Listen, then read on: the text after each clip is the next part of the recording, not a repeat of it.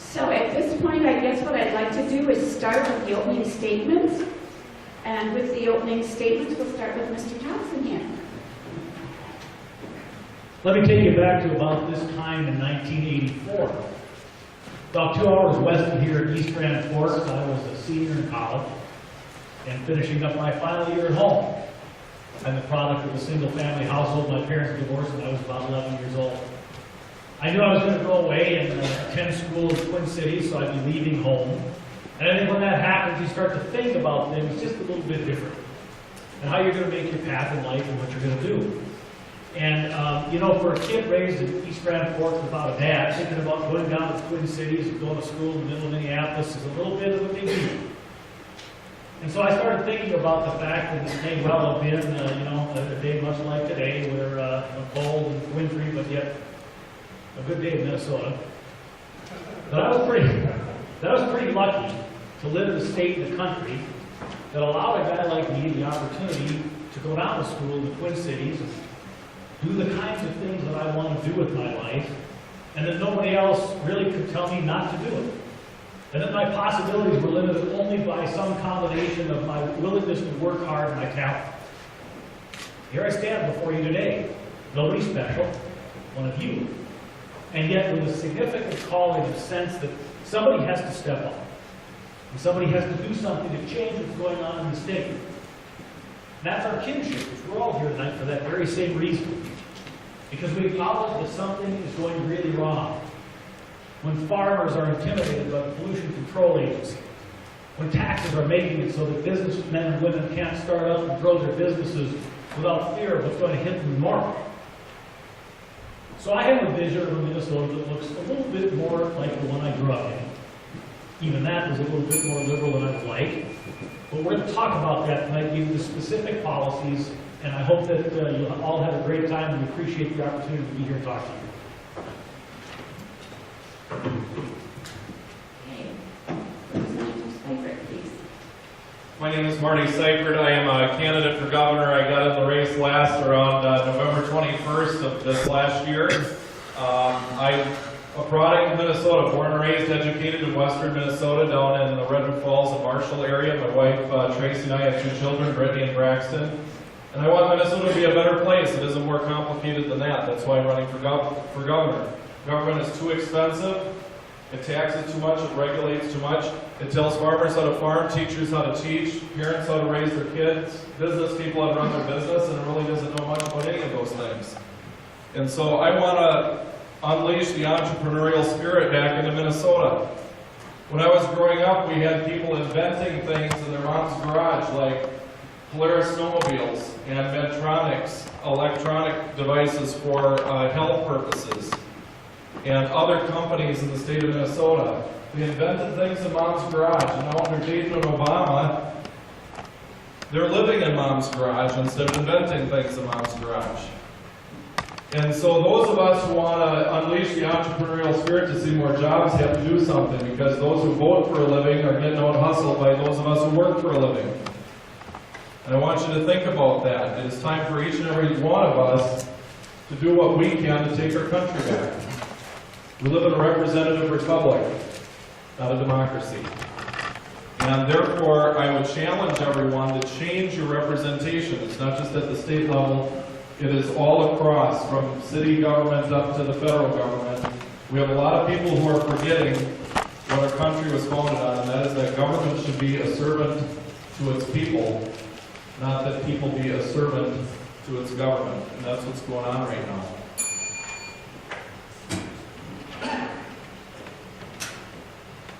Jeff Johnson. Thank you. I'm Jeff Johnson. Thank you all for being here, and thank you for those of you who are active in the party for all that you do for those of us who are on the ballot. Just a little bit about my background for those who don't know me. I grew up in Detroit Lakes. My wife, Sandy, from Crookston. We went to Concordia College in Moorhead. We have been in Plymouth now for just about 20 years. We've got 2 boys. Thor is 15 in high school, Rolf is 12, and in middle school. I spent most of my life in the private sector, both as an employee and as a self-employed business owner. And then during that time, I also served 6 years in the Minnesota House, and now the last 5 as the often lone, often loud voice for some level of fiscal sanity on the Hennepin County Board of Commissioners in seeking your endorsement for governor of Minnesota, and I will abide by your endorsement for governor because I think it should matter, and I do believe truly that it's our best pathway.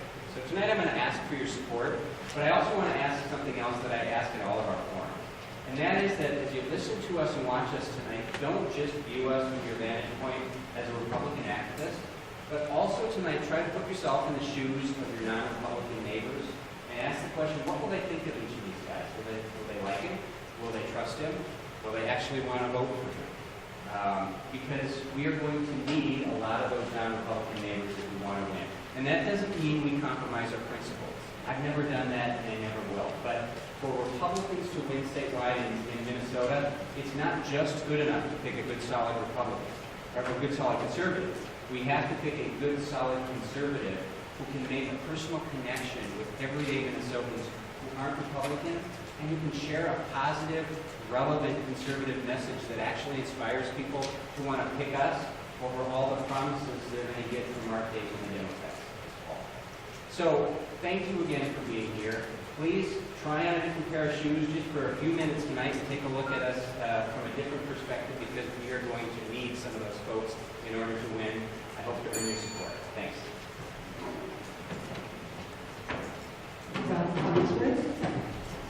Thank you. I am Rob Farnsworth. I am a special education teacher from Hibbing.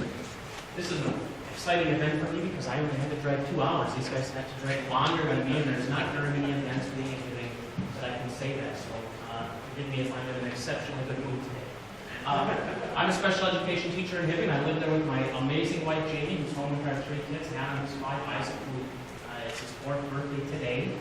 And this is the second debate that has been on my kid's birthday. And our daughter, Abigail, who is about 20 months.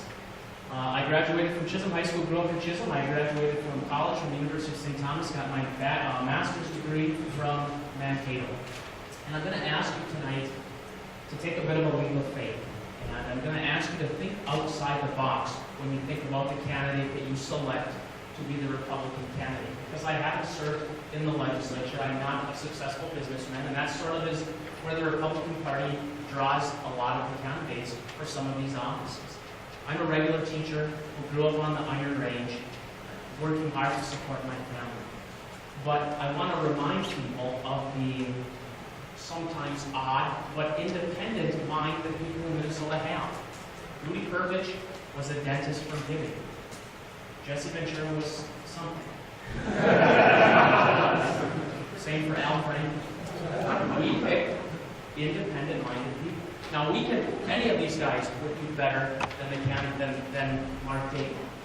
But the people of Minnesota are looking for something different. And when people think of the Republican Party, when your friends know you're a Republican, what do they say? They're all for the rich. What message would it send them if we sent a teacher who's in the teachers union, whose dad was a 32-year union miner, whose mom was a hairstylist? What message would we send about the direction of the Republican Party? We would send the message that the Republican Party is accessible to everyday people like us. Thank you. Thank you, gentlemen. We will go right into our questions now then. The first question that we have is how, and we'll start this with Marnie. Can I call you guys by your first names? It's just so much easier. That way then I don't have to remember Senator, Representative, Mr. Member stuff. Okay, how relevant and valuable do you feel that our current candidate endorsement process is? And what stance have you taken on abiding by endorsement and why? I have, in 7 terms in the legislature, abided by endorsement. When I ran for governor last time, I did not trigger a primary. When I got into those races, the last candidate, 2 candidates already announced they were going to the primary. So we have in this room about 65 people. 16 get to go from Beltrami County to the state convention. The rest of you do not have a vote. So I'm open-minded to a primary. And I know for some people that is the #1 issue. It's not taxes, it's not regulation, it's not the size of government, it's not who can beat Mark Dayton, it's who's going to pledge the endorsement. And if that's your #1 issue, then don't vote for me. That's okay. The reality of the matter is that we are going to have a primary because Mr. Honor and Mr. Zellers, who are not here tonight, are going to a primary. And I look at it from the perspective of I'm working very hard to earn it. I drive hundreds of miles every day to earn it. Well, I will abide by the endorsement. I will not run if someone else is endorsed, and I think it's very relevant, and I think it's really important. You know, the DFL kind of gave up on their endorsement process about 20 years ago. Their endorsement is kind of a joke. I don't want us to become the DFL. We are supposed to be a grassroots party. You all are supposed to vet us as candidates. It's not supposed to be who has the most money in the primary. Well, in the past, it's been about the endorsement. So I think it matters, and it should matter.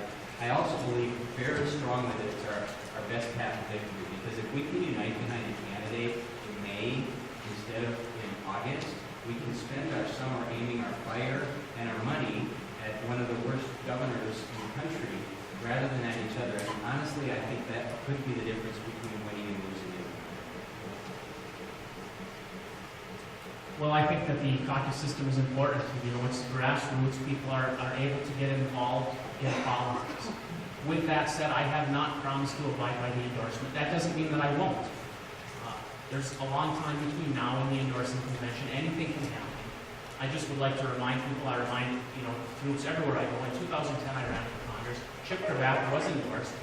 I supported him. I have a history of supporting the endorsed candidate, but I think it's far too early to say, yes, I'm going to sign the endorsement pledge, when who knows what's going to happen between now and May. Yes, I will abide by the endorsement, and the reason is simple. Elections aren't about me, they're about you, and they're about the long-term health of the party. And the fact is that we are going to have an endorsing convention on May 31st. And it is vitally critical that whichever one of these gentlemen or one of the other two gentlemen are the endorsed candidate, we join hands on the 1st of June and work hard to defeat Mark Dayton, and that we make sure that the people who built this party continue to have the input to select our candidates into the future, and that the grassroots people who sincerely care about conservative politics in the state are the folks that select our candidates.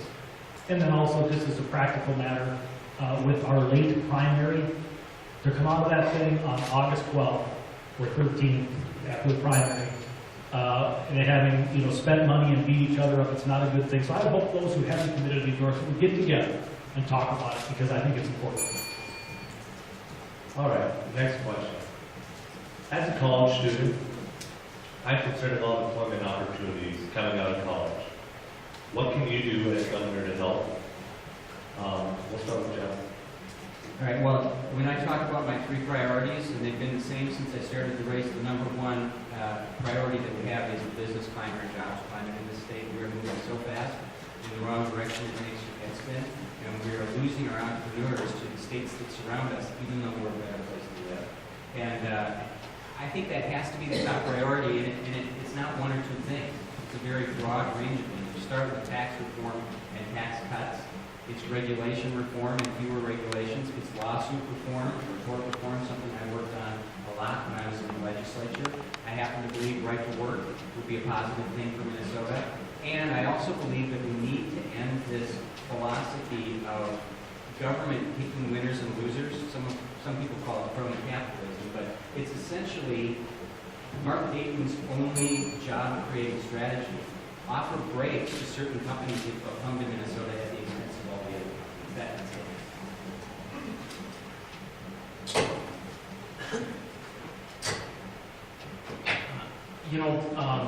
College students getting out of college, first of all, we have to address debt, because college students are coming out with way too much debt, and I'll have time to talk about that later. But they also have to be able to find a job. And the 3 areas that I think state government should focus on that would help to enhance that, and they go along with cutting taxes and reforming government, would be for the state to focus on providing the best education system so that kids walk out of college with as little student loans as possible. Focus on the transportation system so that businesses will actually want to come here and enjoy the tax benefits, the lower taxes that we will pass. And then the state government should focus on public safety, because businesses are not going to want to open here if they don't think their employees are safe. when we cut taxes, when we reduce regulation, when we get the Minneapolis environmentalists out of mining in northern Minnesota so that we can have jobs there, have the best roads, the best education, the safest state, companies will be begging to open here. Milton Friedman, when talking to Phil Donahue 2 or 3 decades ago, said, "No system known to man has improved the lot of the ordinary citizen as much as capitalism when entrepreneurial spirit is unleashed." Well, that's a platitude. What does that mean? What that means is less government interference at almost every level. That means we stop having a pollution control agency that's making it difficult for family farmers to operate. We stop with a commerce department that has a hostile view toward the very insurance industry that they're supposed to regulate. We get rid of things like the statewide business property tax and other taxes that make it difficult for businesses and people to operate.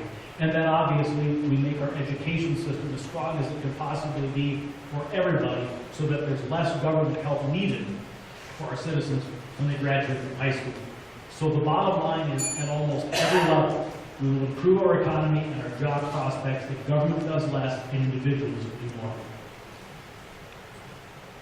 Well, when I go into communities, I do a purposeful listening session with those who provide jobs. So we're at St. Cloud yesterday, I sat down with job providers and asked, what are some of the challenges in the state of Minnesota? And it's not just taxes, certainly I want to reduce taxes, but it's regulations, it's permits, it's fees, it's an unfriendly bureaucracy that Minnesota has.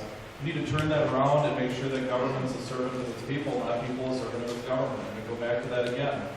And when I was interviewed by the press the other day, and they said, well, there's some economic indicators that show that under the Dayton economy, things are getting a little bit better. I would submit to you that places like the Bemidji Woolen Mills, if they're going to do better, it's not because of Mark Dayton's policies, it's in spite of Mark Dayton's policies. And as I go visit places like DigiKey and Polaris and Arctic Cat and other places, they understand this, that they're staying despite him, not because of him. Okay.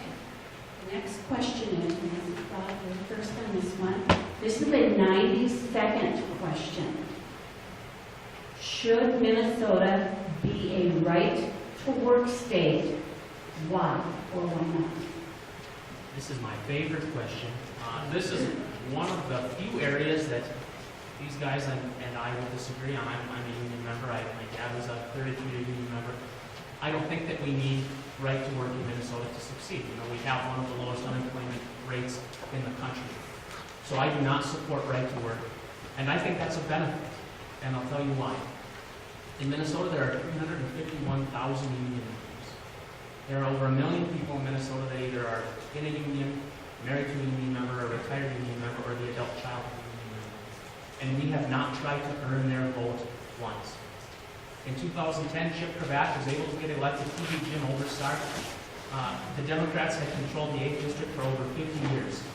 Chip was able to do it by going after conservative union members. That is the most conservative group of people in Minnesota that do not vote Republican.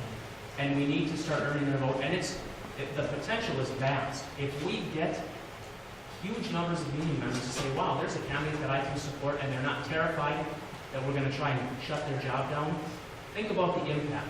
Over 1 million people that we haven't even really tried to get. If we can get them voting Republican, we go from winning elections with 45% and then hoping that the independent wins it for us, to getting 55 or 65% because they are just as conservative as us. It is a huge opportunity for our party. Well, this is an area where I respectfully disagree with Rob. 23 states in America have been right to work long enough. We know the stats. They are creating jobs. They have the healthier economy. They are moving their economies forward faster than the non-right to work states. And oh, by the way, we recently got a 24th right to work state, none other than the home of the United Auto Workers, Michigan. So economically, it's kind of a no-brainer. But let me delve a little deeper into that. What could be more fundamental, other than maybe your right to practice your religion and the freedom of speech, more fundamental than your right to work and take care of yourself and take care of your family?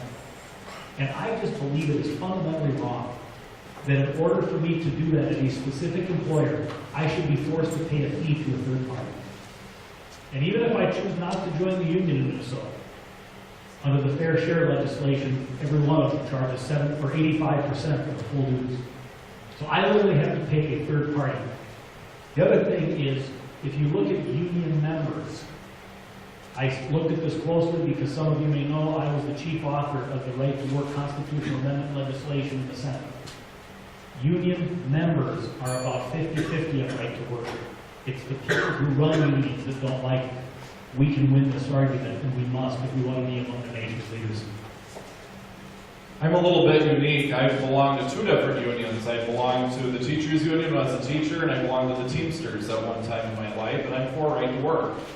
And some of you might not know what right to work is. It's your choice whether to belong to a union or not. It's that simple. And I believe that you should, as an American, you have the right to either belong or not belong.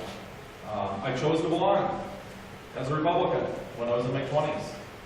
But I can tell you one thing, when they rammed through the bill last year that forces child care providers to unionize, this is nothing more than pure politics. Who are these women that generally take care of kids in these daycare centers? Who are they negotiating with? The parents, the government, the kids that are 2 years old? It makes no sense. But what it is they want them to charge union-type dues to the parents, collect it, turn it over to the union bosses, who in turn give it to Mark Dayton's re-election committee. I want you to think about that. You put me on stage with Mark Dayton, we're going to call him out on that. So it's not just about right to work, it's about a lot of the other nonsense that goes on in ramming bills like this through the legislature that are powerful special interest groups. And I'm somewhat unique in that in my 7 terms in the legislature, 2 runs for governor, I've never taken a penny from a lobbyist, union or otherwise. Well, I grew up in a union household too. My dad has been a lifelong union member, and my mom was for quite a while, but I am supportive of the right to work. And the key is you can cite to the stats, which they did, and I think they show that creates a healthier economy. But the big key is once you have 1 minute to explain it to anyone, I think the numbers go off the charts for support when you explain what it really is. The problem is, oftentimes now when people hear right to work, they think anti-union, and it's not anti-union. So if this is something that we're going to pursue, we need to do a better job as Republicans of explaining what it's about. It's pro-work. It's not anti-union at all. The other distinction that I think we have to make as Republicans when we're talking about unions, we have to make a distinction between private unions and public employee unions. And I think that is a distinction that is very important to a lot of people, because I think there are a lot of pro-union folks and a lot of union employees in the private sector who do believe that there probably is some level of conflict of interest for public employee union members, and especially public employee union bosses. So as Republicans, I am very comfortable pursuing right to work, but I would call it something different, and I would start the conversation afresh and re-explain it to people so they understand what it's really about. Next question, we'll start with Dave. What would be your first order of business as governor? Replacing the members of the Met Council. We need to get rid of the Met Council over time, and it can be done. It won't be able to be done immediately because we've got a Democratic Senate that we'll have because the senators are not up for re-election. But we need to get rid of the people that think the Met Council ought to be used as a tool for social engineering and ought to filter money from greater Minnesota to build trains that are left empty. So I would get people out of power there that are doing that sort of thing, and over time we take care of making it smaller, or getting rid of it, making our transportation system accountable. I think that's something that can be done. That can be done by the governor without legislative action, so it can be done fairly quickly. I would submit a budget that would downsize the size, scope, and power of government. It's expected that you submit a budget within the first 30 days of being sworn in, and that includes getting rid of the Met Council. I was led on that from the day I was sworn in, but it's more than that. There are other cabinet agencies that need to go. And we have to remember that downsizing government doesn't just mean slowing down the growth. It means actually analyzing every single piece of the budget, line item by line item, and doing zero-based budgeting. And frankly, the Republicans in Congress aren't doing a very good job of that in the federal level. It's all about, can we slow the train down a little bit and grow government at 5% instead of 9%? We need to go in a different direction and actually shrink the size, scope, and power of government. On day one as governor, I will start what likely will become a 4-year audit of the programs the taxpayers fund in Minnesota. And we'll start with the human service programs, the welfare programs, because they're the easiest programs to measure. And those programs that can prove that they actually do what we claim we want them to do, for example, the welfare programs that actually help people move off of welfare to self-sufficiency, we can measure that. We should celebrate those programs. But the ones that don't, and there are a lot of them, because I see them every single day on the county board. The ones that we fund because it makes us feel good as politicians and we can say we're doing something about a problem, we need to end those programs and demand that the government focus taxpayer resources on programs that actually produce results. So that would be job number one for me. And I do believe for those of us who want to actually shrink the size, scope, and power of government, and I think that's probably all of us in this room, the better message than we're going to cut X percent is we're going to figure out which programs don't work and don't help people and we're going to get rid of them. I would use the office of governor and the influence of governor on day one to start addressing problems at the federal level. Now you're wondering, how would you do that? Article 5 of the U.S. Constitution allows for calling of a constitutional convention if 2/3 of the state legislatures call for it. I will use my influence as governor to call as many state leaders of state legislatures, including our own, and start pressuring them to call for a constitutional convention. Because our biggest problem, we have problems in Minnesota, but our biggest problem is our $17 trillion debt and a Congress that will not act on it.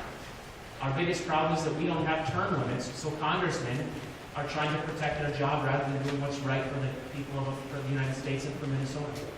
So the first thing I would do, because the legislature would have to start on the budget, is start pushing for a constitutional convention. Okay, and next question, we start with Marty. What would you do to stop the movement of businesses and families out of Minnesota due to overtaxation? Well, you have less of what you tax and more of what you subsidize. If you create more welfare and subsidy programs, you're going to have more dependents, and if you have less tax burdens, you're going to have more people staying that are entrepreneurial minded. So the easy answer is I'm not going to stand on the border and say nobody can leave. We've got to create an economic environment where the taxes are lower, simpler, flatter. The government is smaller, more friendly, and less intrusive. We have an entrepreneurial environment that grows jobs, that welcomes people, decent wages, not just service industry, but across the board, that pay decent wages and that offer health benefits. And you're not going to have that if government is burdening itself. There's more issues than just that. I mean, we've got the healthcare issue with MNsure, which is a disaster. We've got property taxes. There's a whole variety of issues that cluster in with that. I think you start out, first of all, by eliminating each one of the ridiculous tax increases they passed last year. That's an easy start, and actually the Democrats might do some of that for us because they are under a lot of pressure to do so.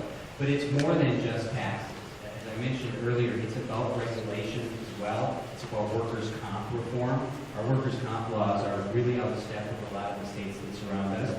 It's about court reform and lawsuit reform, and it's about ending the what we like to call pro-business strategy of granting favors to certain businesses at the expense of all the rest.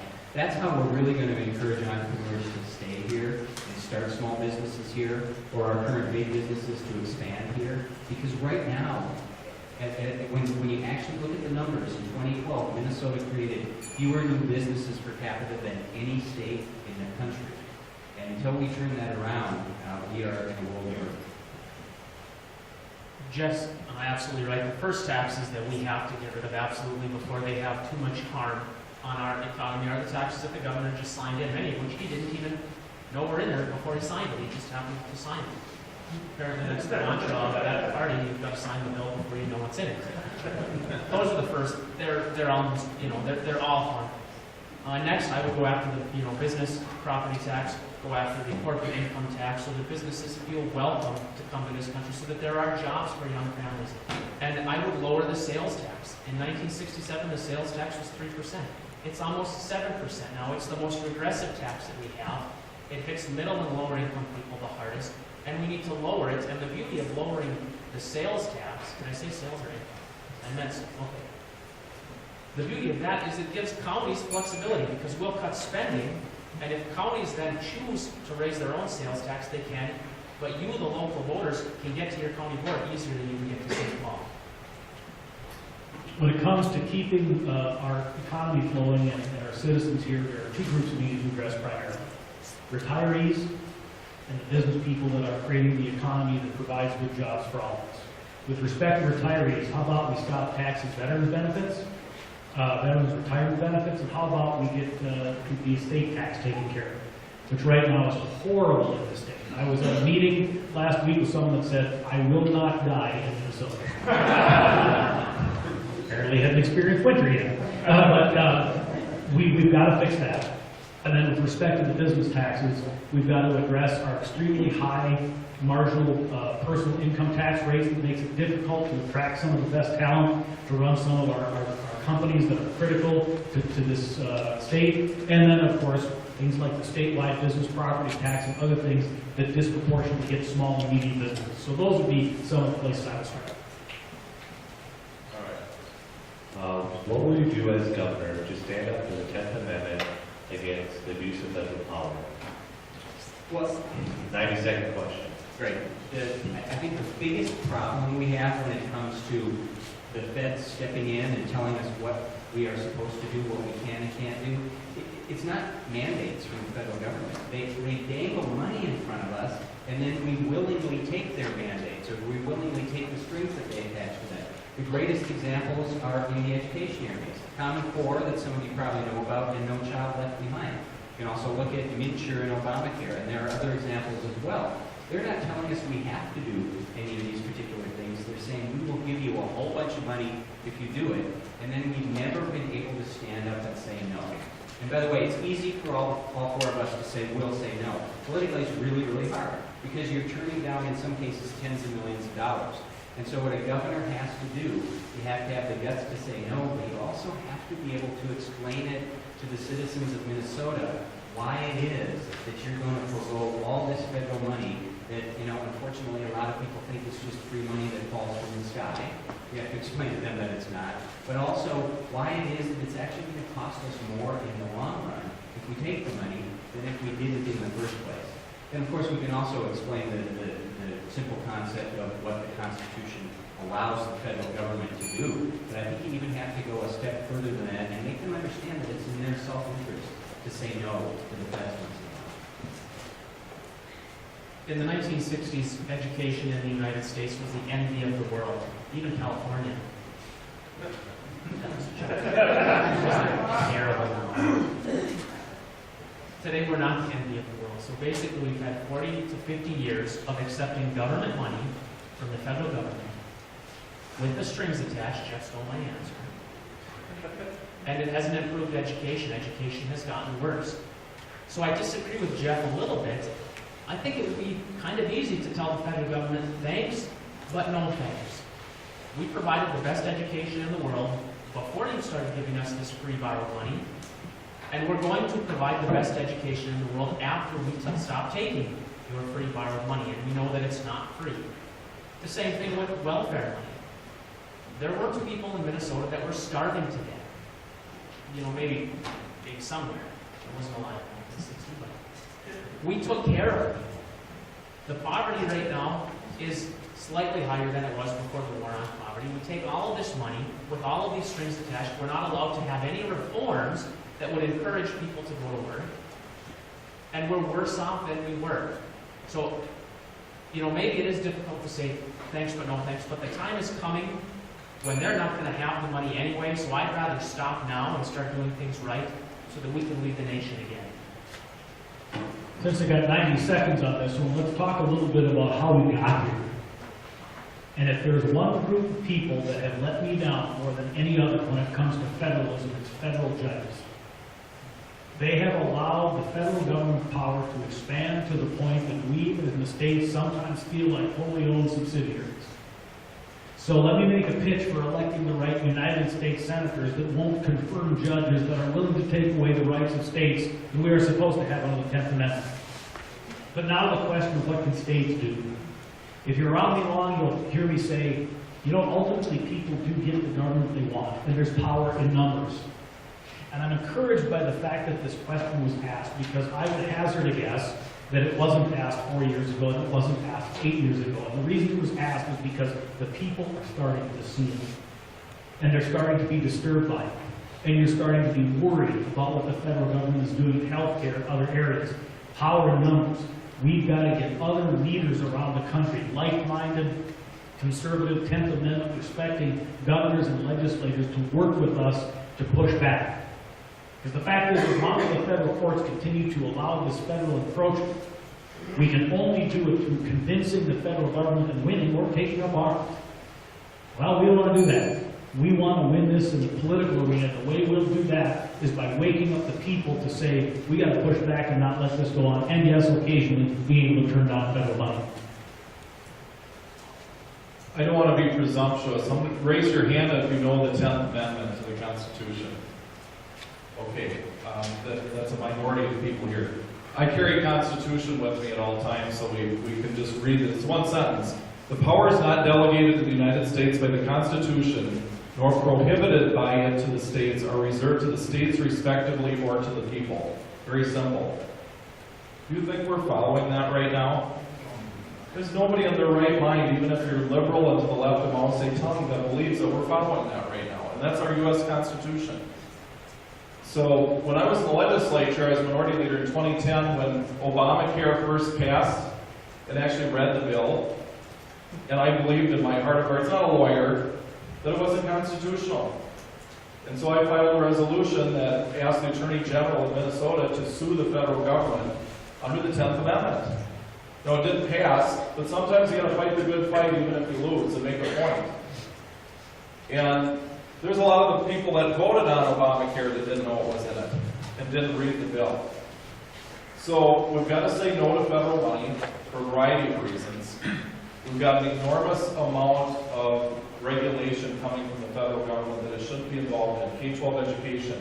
I'm opposed to Common Core, but it's also opposed to No Child Left Behind. It doesn't matter who the president is. They shouldn't be involved in setting our academics in our schools. It should be done locally.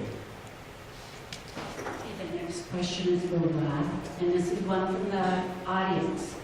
If you were governor during the 2012-13 rollout of Obamacare, would you have opted to implement the federal law or opt out, as Rick Perry of Texas did, and many of the other Republican governors did at the time?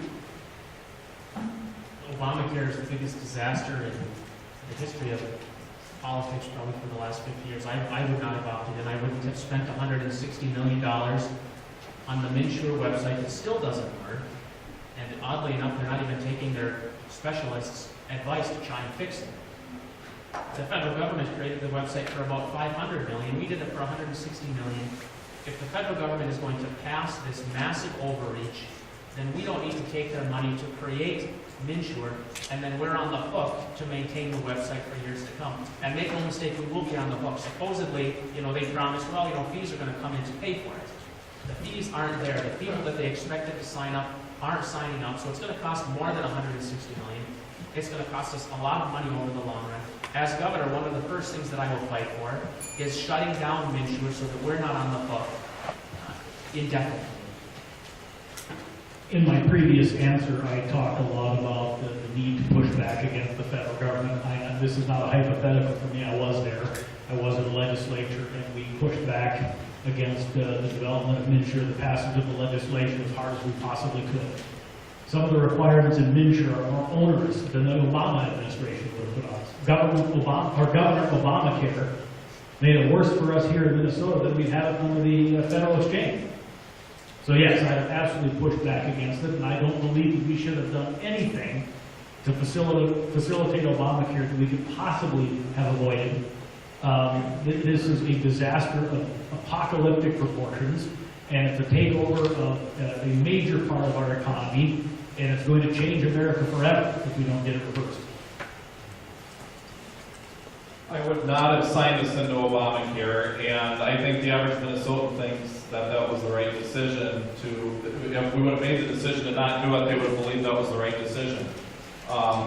Dayton jumped us into Obamacare. He was one of the first governors to sign in.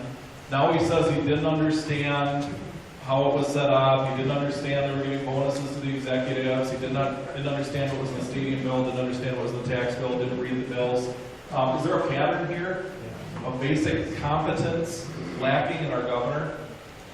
I think it's self-evident we need a different governor, frankly, when you watch the news every day. So the short answer is yes, we should have stayed out of Obamacare. And we look at how much money they're wasting on this stuff. It's not just about a website, it's not just about marketing, it's not just about the wasted money on executives, it's all of the above. The government is getting into too many things. Well, I too would have vetoed the bill that created Insure. It has not been a benefit to any single solitary Minnesotan other than a few people who work for the website. But what we have to keep in mind as we talk about this issue is it's really not about the website and the technology. Because a lot of times we talk about it as though it's a debacle and nobody can get into it and you have to wait for a day or a week or a month. And that is all true, but that's not the real problem because they're going to be able to fix the website eventually.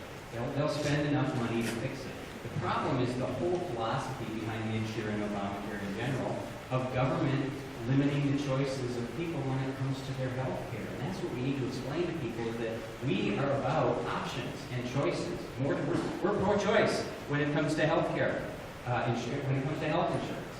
Maybe not on other things, but when it comes to health insurance, we care about you having as many options as possible as citizens rather than the government making the decision for you.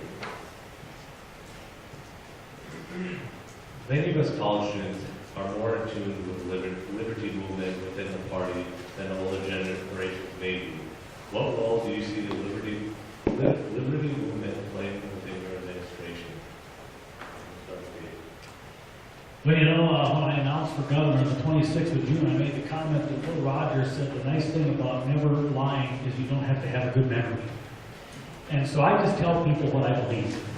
Whether I'm in front of people that regard themselves as liberty conservatives or Ron Paul conservatives or Reagan conservatives or social conservatives or whatever they may be. I have some strong libertarian leanings. Some of you might remember Yasser Hamdi and Jose Padilla, two American citizens that the Bush administration declared enemy combatants and then justified denying them of their constitutional rights. I was on the radio at the time doing the program on AM 1500 KSTP, and I went off. I care about our personal liberties, Fourth and Fifth Amendments, etc.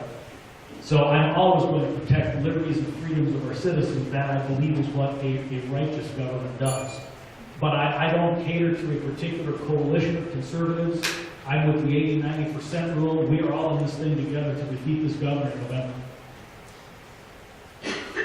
Generally, I believe that power should be vested in the individual, and if you have government closest to its people, that's best. So when I was in the legislature, I voted against things that might have been perceived as very popular in the general public, like government forcing you to wear a motorcycle helmet, government forcing you to wear a seatbelt, government forcing you to do other things. And I voted no on those things because generally, I always wear my seatbelt. And if I'm on a motorcycle, I wear a helmet. But you know what? Those are choices that we make, not the government dictating us to micromanage our lives. The family is made up of mom and dad, not Big Brother and Uncle Sam. And so I'm going to take my guidance from family, because that's the best Department of Health, Education, and Welfare, not some government agency.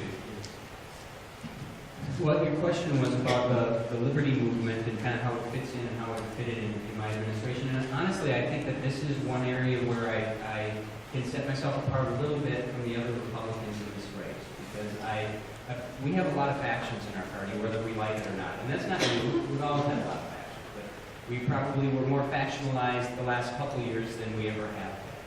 And I think I have the trust of every one of those factions, whether you're talking about the Liberty people, or the Tea Partiers, or more traditional social conservatives, or even the moderates that we have left in this party, who we still need to win elections, by the way. I don't think there's any group within the party that finds me unacceptable.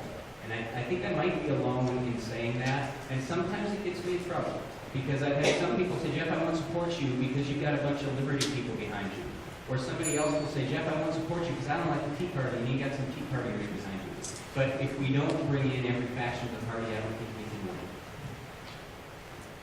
win. When it comes to my administration, I want the best of the best, whether it's Liberty, whether it's Tea Party. If there's a Democrat that I think would be best in a certain position, I wouldn't shy away from that. The Liberty movement, the thing that I like about the Liberty movement is that it seems to be the conscience of the party, and it kind of nudges us back to remember, oh yeah, personal freedom is more important than comfort. And I like that.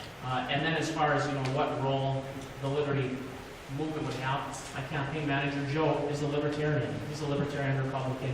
He has that influence on me. I welcome everybody in the Republican Party. Okay, the next question will start with Marty. As governor, are there any proposed amendments to the state constitution that you would promote? I am a traditionalist when it comes to passing laws. Our Constitution was set up to limit our government, structure our government, and protect our rights. It is not supposed to be a phone book for liberals or conservatives to take the idea of the day and go ahead and throw it in there and say, well, we agree with this, so let's throw it in the Constitution. They do that in California, and their Constitution's about that big. I like the idea of our Constitution protecting our rights and limiting our government. And if we want to throw stuff in the Constitution when we're in charge, don't think the Democrats aren't going to try to throw things like automatic hikes in the minimum wage and other so-called popular things that might sound good when you vote for it on the ballot. So when I was in the legislature, I voted no on raising the sales tax so arts and crafts and all this stuff got more money. That's the job of the legislature to do that, not the Constitution. Amen, brother. I couldn't agree more with that answer. And I think, and it's not that I wouldn't necessarily support some potential changes to the Constitution. The question was, are there any that you promote? And honestly, there aren't any that I promote, because I think we have tried too often to use the Constitution to do what we can't convince the legislature to do. And what we've got to do is change the legislature. Frankly, when you look at the marriage amendment and when you look at photo ID, we should have won on both of those issues. They both should have gone through the legislature, though. And we recognized we didn't have the votes to do it, so we tried to use the Constitution, and it really backfired on us terribly. And I think that should be a lesson for us. We don't need a constantly growing Constitution. And I would revert back to the legislature serving its proper role. I have one, and it would be a constitutional amendment that would reinforce the Second Amendment in Minnesota. There's an insidious movement across our nation and even within Minnesota trying to take away our rights to keep and bear arms. And you hear, liberal politicians say, oh, but you don't need that kind of a gun for hunting. Our Second Amendment wasn't for hunting. It was passed by a generation of people that fought tyranny and won, and they understood how important that was. We have a Second Amendment at the federal level, and the states are always trying to pick it apart. We need it at the state level. I agree with the principle that's been stated up here by these three gentlemen, but I might apply it slightly differently. I do believe certain things are fundamental human rights that should necessarily be in a constitution. I have no problem voting for the constitutional amendments that we put up ballot. And it's unfortunate that they did not win. The one other that I believe in is the right to work legislation. I just think it is fundamentally critical to who we are as Minnesotans and Americans to be able to go to work with whomever we want without paying money to a third party. But let's remember, the governor doesn't get a vote on constitutional amendments. That's done only by the legislature without even gubernatorial approval. So I'm a big believer in the fact that being the chief executive of the state is a really big job. So I've given you my opinion, but I will let the legislature take care of it. I'm a big believer in separation of powers. The governor doesn't get to choose constitutional balance. This is a question from the audience. What will you do to improve the lives of Native Americans living in Minnesota reservations? Well, you know, I think the proper answer to that and questions like it about any particular group is that we all benefit when the state economy grows. And so if you're questioning what is best for Native Americans on the reservation, well, more jobs and a good education, those are the two things that come to mind first. And those happen to be the two things that are at the top of my agenda. And so I really believe, I always have problems when we start separating into different groups, and I want to do this for this group and this for that group. That's kind of like the DFL party.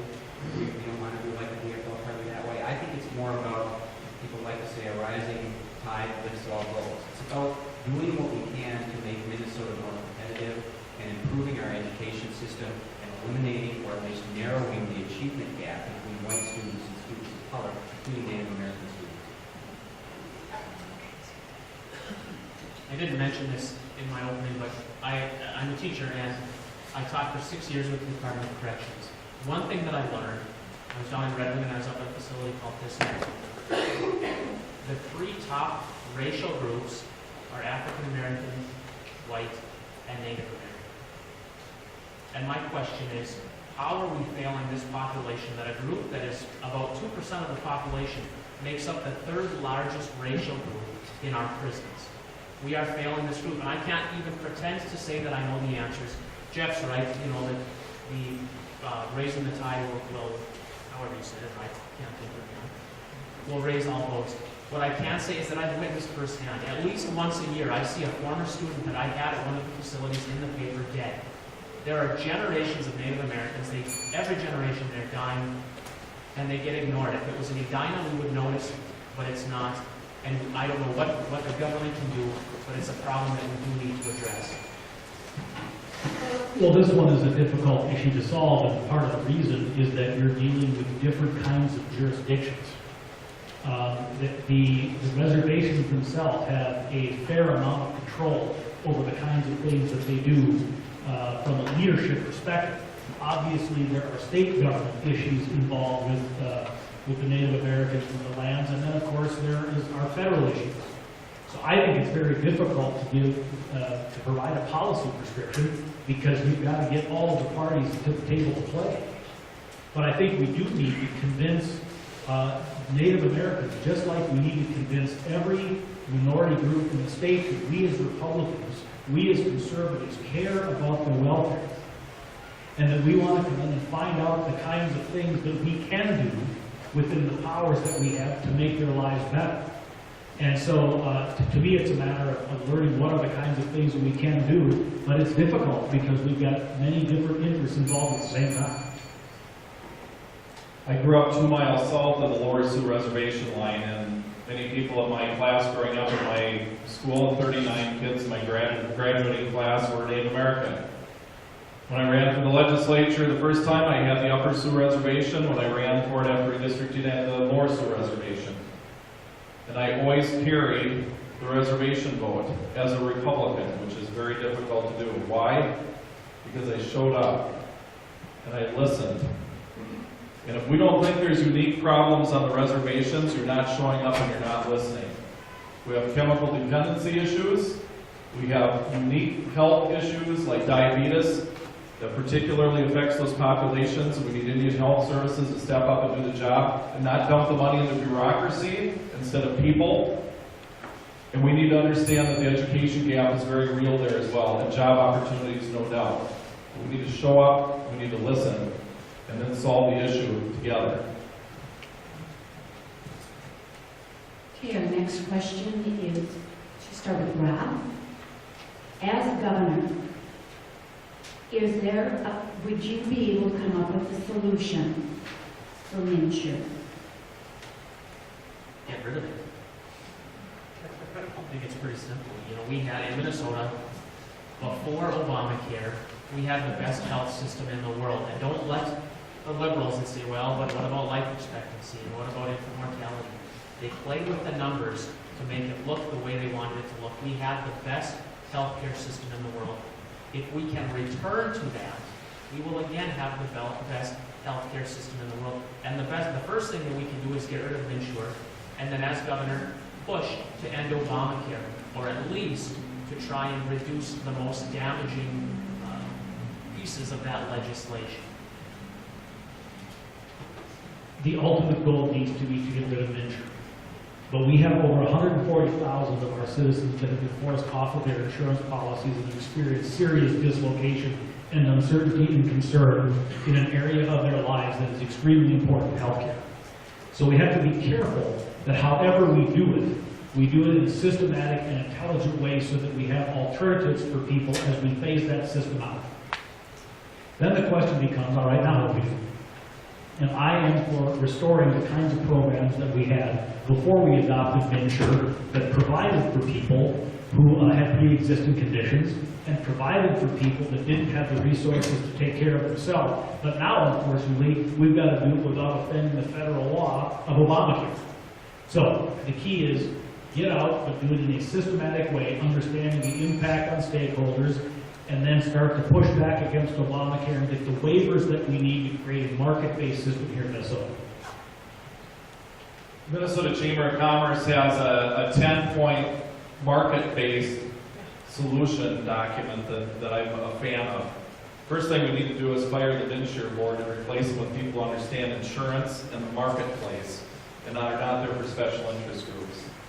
We need to open the marketplace up for insurance of all kinds. In Minnesota, we have 4 basically bureaucratic nonprofits that have a monopoly on selling health insurance. You wonder why your car insurance is more affordable? Because we allow places like Geico and Nationwide to sell insurance, but we don't do that with health insurance. So we need to open up the marketplace, because all of us in the room understand if you have more choices, prices go down and quality goes up. We also need to understand healthcare. I worked at a hospital the last 3 to 4 years.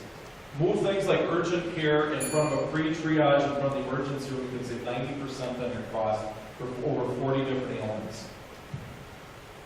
I don't think the answer is to try to fix the Insure, because I think it's unfixable, and I think if we try to make it better, it's going to become like it's cancer on our society, and people will become more and more reliant upon it, and we will never be able to do it. So number one, I think it's not fixable, and we always have to be looking forward to what we're going to do once it's gone, and hopefully I will play a role in getting rid of it.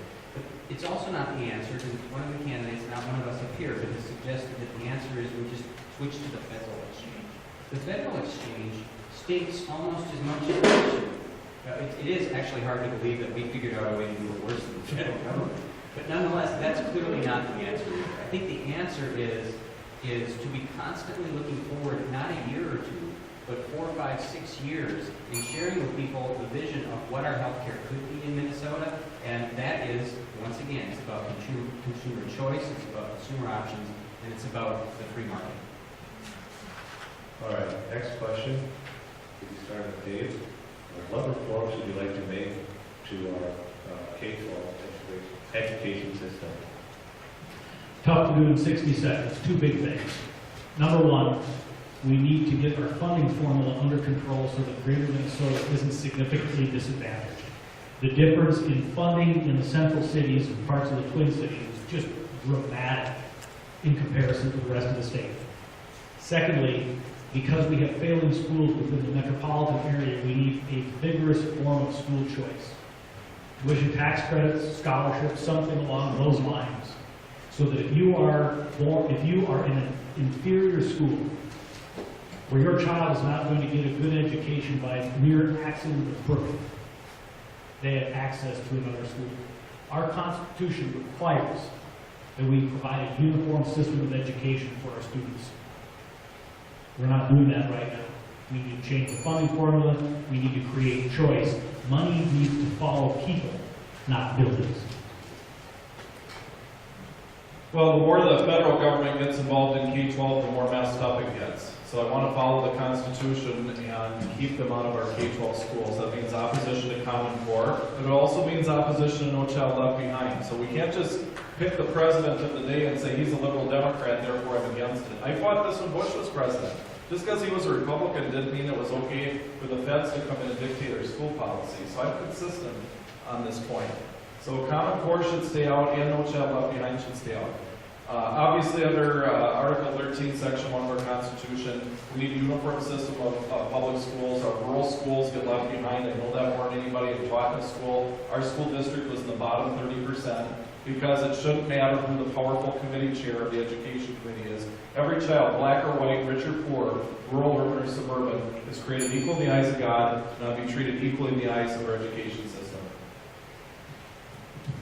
One of the first things we need to do is simplify the funding formula. I served in the House for 6 years, and I focused heavily on both K-12 policy and K-12 finance. And almost no one in this state understands good finance. It's a creation of about 40 years of political compromises every 2 years, where in order to get the budget passed, they had to throw in a bunch of new strings to benefit one certain area of the state. And we need to simplify that so that the money really does start following the kids. And we're not concerned about what's best for the adults in the system or the politicians in the system rather than kids. The other piece, it goes back to the education community. And it probably requires a rather public battle with the education establishment and the teachers union about parental empowerment and freedom of school choice. But I'm happy to have that battle because I think it is unconscionable that we're willing to give up on probably 15% of our kids because of where their parents live or how poor they are. I believe that we should fundamentally reform education in Minnesota. Right now, the goal of education is to prepare 100% of our students as though they're going to go to a four-year college or university. About 70% of our graduates will go on to something, 2-year, 4-year technical something.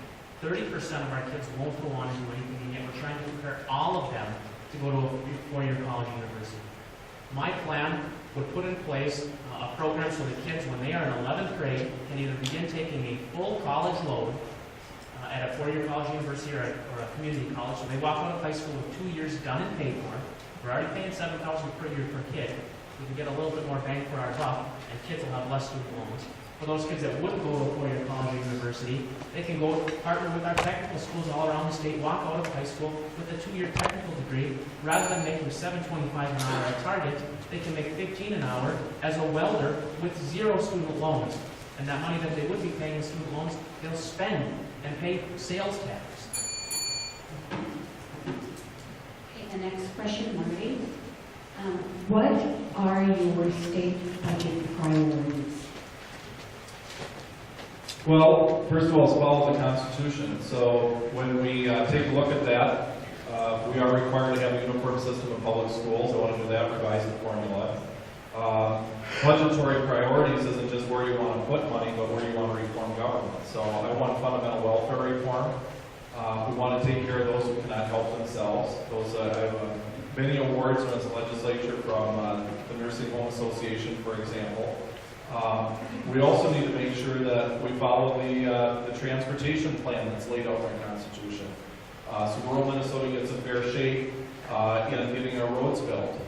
Obviously, public safety is one of the primary functions of government. Let's make sure we get that done right. But we have a lot of programs in the state of Minnesota that other states don't have that are duplicative, expensive. We have over 70 different job training programs. How about we just look at some massive consolidation and a strict form of what our government should be doing?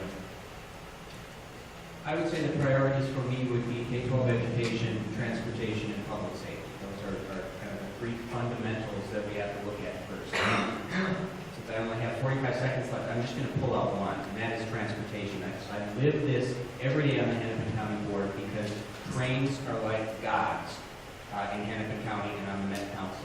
And we need to be able to sell to people, especially in the metro, that trains are not the answer to our problem. They're not. They're such an inefficient way to move people, and they're so preposterously expensive. But I talk to a lot of people who say, hey, spend the money on trains because it will relieve congestion. The problem is it doesn't relieve congestion. It takes 2, maybe 3% of the roads, of the cars off the road.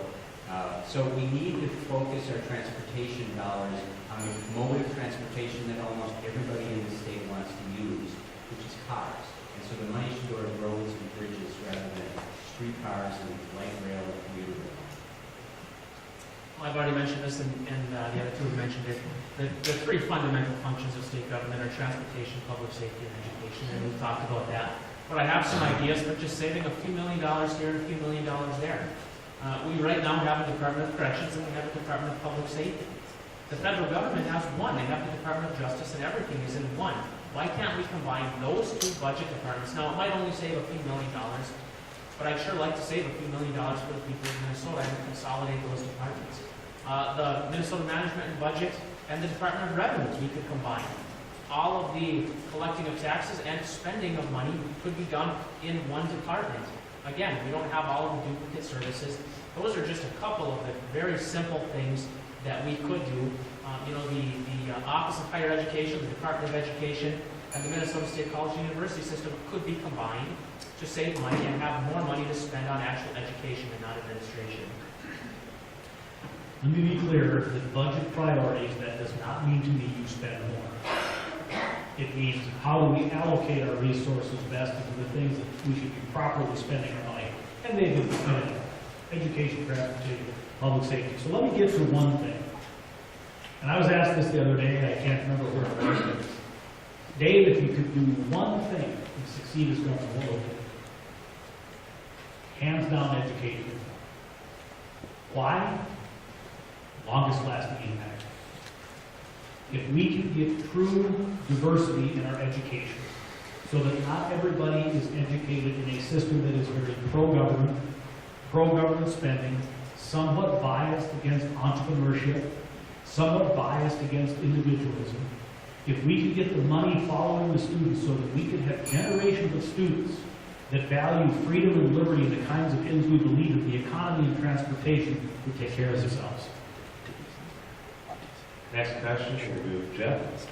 With the minimum wage increase currently moving on the horizon, is there any minimum wage bill that you would consider signing as governor? I would not support an increase in the minimum wage, and the reason for that is that it actually hurts the people who claim that they're trying to help, which is generally low-income people, people without a lot of education, and young people. Those are the folks who are going to lose their jobs, because any of you who has ever owned or worked in a small business knows that you don't have this huge margin to play around with. And there's a fundamental misunderstanding of that amongst the Democrats at the Capitol. They seem to believe, I've seen the quotes, where, business owners just need to take a little less money. Well, maybe there are some business owners that are taking a lot of money, but most of you work on pretty small margins. And if you're going to force you to increase pay, it means you're either going to increase costs or you're going to have fewer employees. And in most cases, it's going to be employees. So I do not see a minimum wage bill that When I was 15, I got my first job at Renke's Chisholm Bakery. They paid me $4.35 an hour. The minimum wage was $4.25, but they wanted to give me an extra 10 cents. They said, we can't afford more, but we want to do something.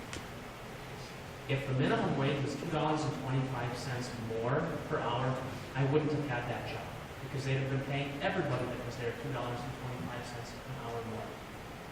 That's one job that wouldn't have existed in one business in one small town of Chisholm, about 5,000 people. If we extrapolate that to every small town, and every middle-sized town, and every big town, there are a lot of jobs that would not exist. That is why I am not in favor of raising the minimum wage. It's going to cause those sorts of jobs to disappear. I would prefer, if we're looking at people raising their income, reform education so they walk out of high school with an education that provides them a better wage. Minimum wage should be called the Youth Unemployment Act. Now, my son went to work when he was 16 years old. Literally the day he turned 16, he got a job offer to go to work. I wanted him to work. I think one of the best things that you can do for a child is to instill into him or her a work ethic, and a sense that they have a responsibility to do what they can to make it on their own. Those are the people that get hurt by minimum wage increases. Now, I find it fascinating that our president has been in office for 5 years, that our governor has been in office for 3 years, and their solution to the economic problem that they say doesn't exist isn't increasing our productivity and giving us a better, more employer-friendly economy. It's proposing an increase in the minimum wage that won't be sufficient to provide for families anyway. It's not the answer. For those of you who didn't hear the question, it was, are you in favor of contributing to inflation and increasing youth unemployment? My answer to that is no. I just reworded it slightly, but the reality is the people that don't understand economics at the state capitol want to pass government-dictated wages. I don't know if a 15-year-old kid who works at the Dairy King in Redwood Falls, where I got my first job, at $3.85 an hour minimum wage, I don't know if they deserve a pay increase or not. They might show up late half the time. They might not be very polite to their customers, but the boss is willing to give them a break and keep them on the payroll. But you know what? If they jack it up $2 an hour, you know the first person's been gone? That kid who shouldn't be on the streets and not having a work ethic, they're the first one's gone. And so the answer real short is no. And I'm feeling really old because my first job was at $1.65 an hour. What can I tell you?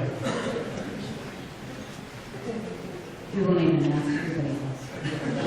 Okay, Rob, this is your question. Now, this is from the audience, and they are very concise in the fact that they're asking for a number from 1 to 10. And you need to state the number, 1 being low and 10 being high. How conservative are you? 10 being high, 10 being high. I would say 9. Do I get to explain or just say the number? Pardon? Do I get to explain or just say the Yeah. number? Oh, 9. Really, the only, 60 seconds. okay. The only thing that I disagree with, with the guys up here with the Republican platform, is the right to work issue. 99% of the other issues, I agree with. These guys have heard me talk about taxes and reforming government. So I'm going to have to say 9 just because there's that one piece of the Republican platform that I don't agree with. Although since I still have time, I do want to say earlier in the night, Dave mentioned the statistics where 50% of union members are in favor of right to work. I'd like to remind you, before the vote in 2012, 72% of the people in the state were in favor of the voter ID. Over 50% were in favor of the marriage amendment, and that sunk the whole ship. I don't know how to give a number. I suppose I should say 9.1. Marty, you got 9.2, okay? But I think what's important is, what does that mean? I think it's a conservative value to believe that every child in Minnesota should have access to a good education regardless of where they're born. That's not a Republican or a conservative ideal exclusively, it's a Minnesota ideal. I believe we ought to have a healthy economy where the guy that lives next door to me and has a job at the Ace Hardware store is able to get paid to feed his family because the guy that lives on this side of me owns the Ace Hardware store is doing well. I don't think that's a conservative or Republican ideal. I think it's a Minnesota ideal. I don't think that it's a conservative or a Republican ideal to say patients and doctors ought to control health care that the government ought. I think that's a Minnesota ideal. So yes, I'm a conservative. But I believe at our core, Minnesotans believe in our values, and we'll sell those over the next several months. So I'm supposed to rate myself. I suppose with a body like this, I should say a 10. This really isn't, for me to answer where I've been at a 10 or 5 or whatever. I think it's really up for you to determine that, not for me to tell you, but for you to make your decision based on my record, on my background, on my values, on my belief system, and you fit yourself into where you think it's going to work. But remember, whoever you pick, it's not about who's the perfect 10 on the conservative scale. It's who fits our values and who represents that to the average butcher, baker, and candlestick maker in Minnesota so they can beat Mark Dayton this fall. That's what this is all about. I think I'm a 9.137. I would agree. I'm not sure we're probably not all that far apart. The four of us is my guess, and I think we're all pretty consistent, mainstream, traditional conservatives. What I always try to point out, though, to Republicans when you're looking at which one of us you want to pick is That is the baseline for most of us. We want a consistent conservative that you can rely on, who's willing to fight. But also, you've got to look at the next step. We want a consistent conservative who's willing to fight and can win the election. And so it's not, a lot of times I think we think inside out and say, okay, here's what we stand for, and now we're going to preach that to the rest of Minnesota and tell them why we're right. And if we explain it really well, we'll win. It's not working so hot for us. We got to think outside in. And we got to figure out what it is that Minnesotans are concerned about, and then take our conservative free market principles and apply those to make what we have to say really relevant to them. That's how we're going to get to 50%. The next question will start with Dave. How will you help our college, university, and trade school system here in Minnesota? Well, first off, I think we need to quit allowing this inflationary spiral to go on. And I am not a believer that subsidizing the system more will reduce the inflation. I believe it feeds it. When you put more money into a system, it tends to feed that inflationary system. And I think that's very problematic. But I will tell you, I think that the people that are taking out loans and figuring out how to get themselves through college, it has to be a matter of personal responsibility for them. And that really what we as leaders are responsible to do, whether the legislature or government, is not to create jobs. I don't like it when we buy into that. It's not the government's job to create jobs. It is the government's job to create an environment in which jobs are created by private sector success and entrepreneurial activities. So the best thing we can do for college students, don't drive the cost spiral and create a competitive economy. I served on the Minnesota Board of Directors many years ago in the 1990s.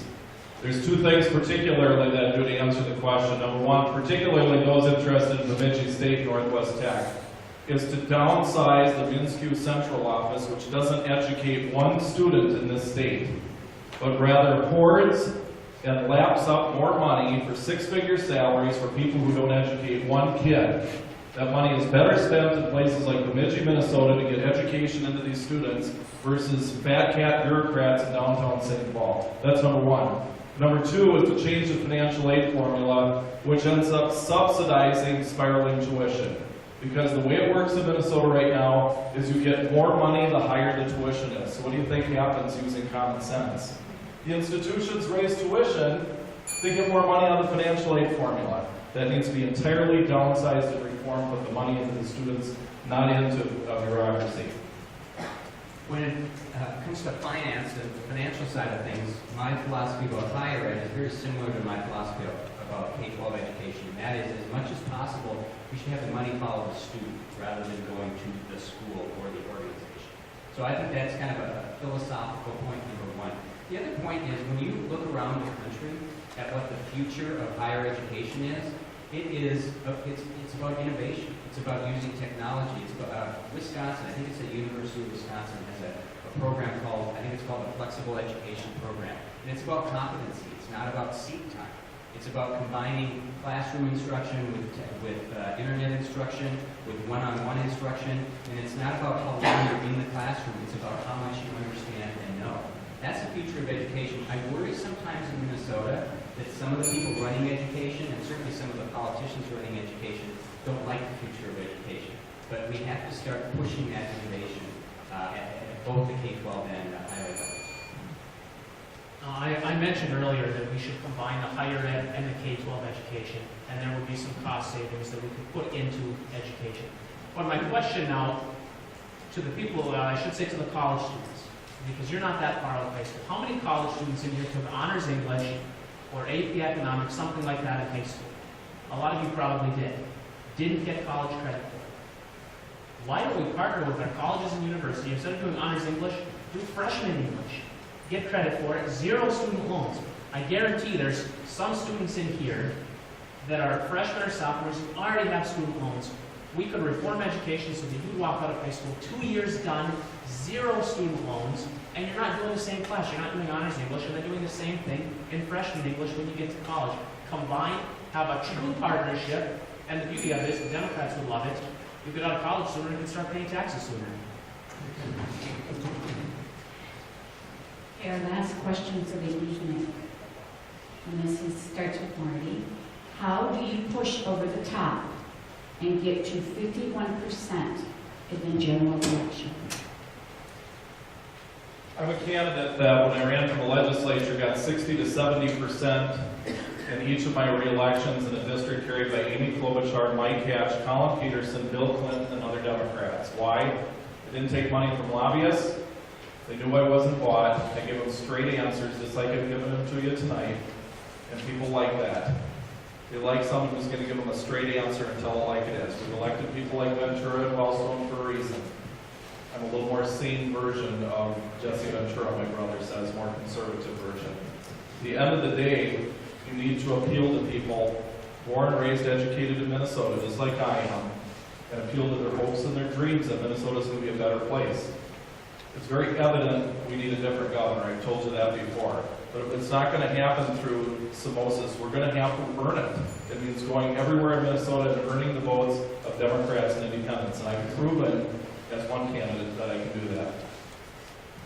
I think the way we do it is we need to compete in every single part of the state. We can't give up anymore on certain parts of the state. So it means you got to compete in rural Minnesota, you got to compete in the suburbs, even those suburbs that are changing, and we have to compete in Minneapolis and St. Paul. We've got to get a few more percent there if we want to win. I spent half my life in rural Minnesota. I spent the other half of my life essentially in the suburbs, representing the suburbs.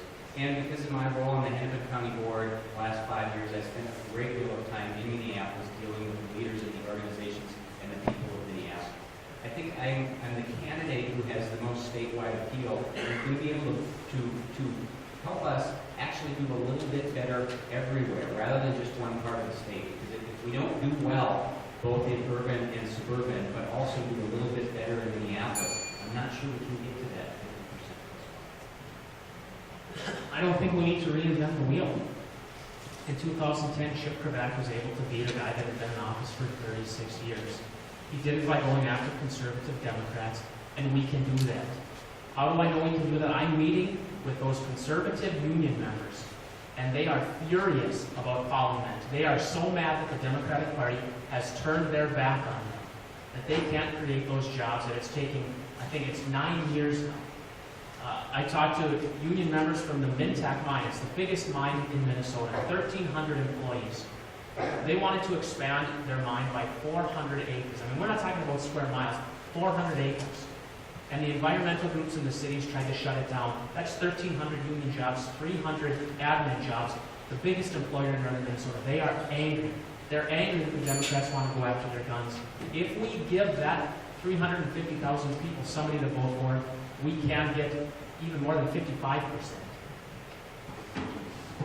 We won't get it done with charts and graphs and statistics. We've got to talk to people where they're at. We've got to talk to the single mom who's concerned that her son or daughter is in a school that won't teach that child how to read and write. We've got to talk to the unemployed union member up in the Iron Range who's concerned because there's not a job there due to the inability to get our government to allow mining. We've got to talk to the farmer in the River Valley where I grew up that's furious and doesn't know where to turn because the Pollution Control Agency is getting in the way of doing some of the very simple things that he or she wants to do at the farm. We've got to talk to people where they're at. And then we can start talking about our solutions. But we'll fix this. We'll take care of that problem. But we first have to reel them in and make them understand. We have been before this at times, messaging, to help people understand that A, we care about them, and that B, our solution will make their lives better. Well, thank you for answering all our questions. At this time, I'd like the candidates to do their closing statements. And again, they're 2 minutes long, and we will start with Rob. Sorry, Jeff, I'm just kind of skipping you today. Well, again, thank you for allowing me to come here today.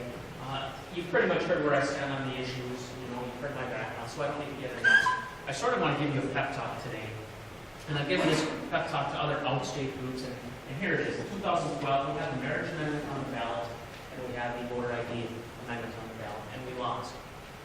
Particularly looking at the marriage amendment, out of the 87 counties in Minnesota, 12 voted against the marriage amendment. Of those 12 counties, 11 had voter turnout higher than 70%. Of the 75 counties that voted in favor of the mayoral amendment, now think about it, 75 counties voted in favor of it and it still didn't pass. 40 of those counties had voter turnout below 70%. 4 of them had voter turnout below 60%. We need to get outstate to vote. The suburbs are going to vote Republican. Minneapolis and St. Paul are going to do what they're going to do. Outstate is the key. This group here is the key to winning this election, and we need to show up, and we need a candidate that is going to appeal to that group. Mark Dayton picks Tina Smith, 2 Minneapolis people. If that wasn't a present for the Republican Party for Mark Dayton, I don't know what is. I can't believe he had the audacity to think he could pick her, and the rest of Minnesota was just going to say, okay, we have a huge opportunity to turn Minnesota red, so that we're not constantly saying, oh, you think we're going to win this time? But we can turn it red year after year after year. If we can get outstates to get excited about a candidate and to win.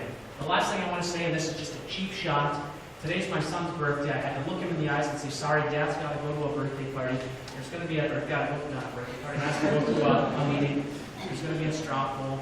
Don't let me look him in the eyes and tell him that I promised.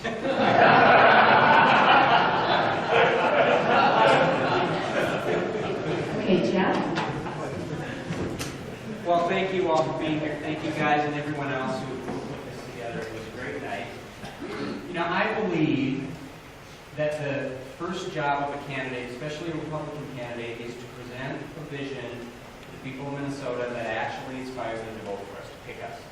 And so here's the vision that I've been sharing with Minnesotans and will continue to. I have a vision of a state where politicians actually understand that taxpayers in this state work really, really hard for their money, and we spend it as carefully as though we're coming out of our own pocket. That ain't happening. I got a vision of a state where a great education is available to every single kid in this state, regardless of how poor they are, or what color their skin is, or how much money their parents make, or what city they live in. And I have a vision of a state where healthcare decisions are actually made by patients and by doctors and not by insurance companies, and certainly not by the government. I have a vision of a state where the most vulnerable among us are treated with dignity and respect, and we're not just herding them into government programs automatically that often don't work, because that's what makes us feel good, but rather we're figuring out ways to give them access to the same private market that we all live in, so they can walk on a level beside us rather than a level below. And most importantly for me, I have a vision of a state where we have abandoned this philosophy of the poor are poor and the rich are rich, and all we can do is redistribute the wealth. And instead we are preaching every single day a sincerely held belief that the poor can become middle class and the middle class can become rich, and anyone who starts with nothing can still accomplish anything in this state. That's the vision that I'm sharing with Minnesotans. I think that's the vision that's going to help us win in November, and I hope to earn your support. Thank you again. First of all, thank you all for being here tonight. I have a lot in common with you. Marshall is very much like Bemidji. We are a regional center. We are a county seat. We have a four-year university. And I am a lot like you are. And this isn't about who's most conservative or, any of that stuff. It's really about who has the most common sense message that's going to beat Mark Dayton. And it isn't much more complicated than that. And this isn't going to be a walk in the park. For us to get 50% of the vote, we need 92% of the Republicans, 60% of the Independents, and 20% of the Democrats. I'm the one guy who's proven the ability to do that in my district, in the legislature. And in 2010, when I ran for governor, I'm the one guy out of all of us who are running that actually is polled ahead of Mark Dayton in the Channel 5 poll. And so while everyone has a great family and great solutions, we're all wonderful people, blah, blah, blah, we got to beat Dayton.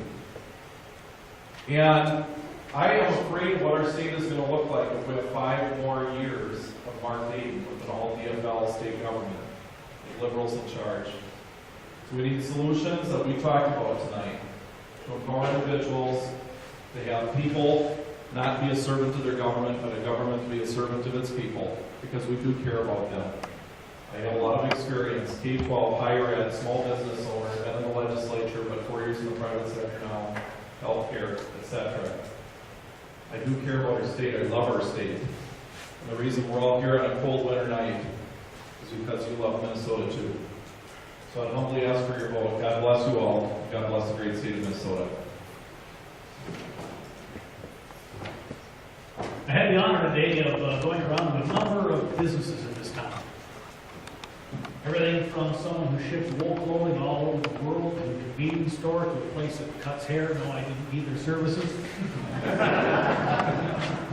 To a financial services company on down the line. And I got a sense about these places as I went from location to location. You know what that was? They all had one thing in common, those that I spent a little time with talking that were too busy earning a living. You know what that was?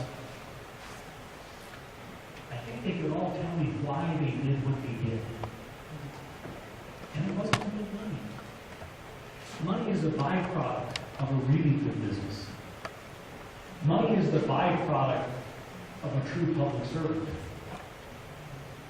Money is the or I should say, success is the byproduct of doing something that you really love. That's what you got to communicate with the folks in Minnesota. It is important to have conservative values, and I do. It is important to believe the things that you believe, and I do. And it is important to be able to articulate them in terms of policy.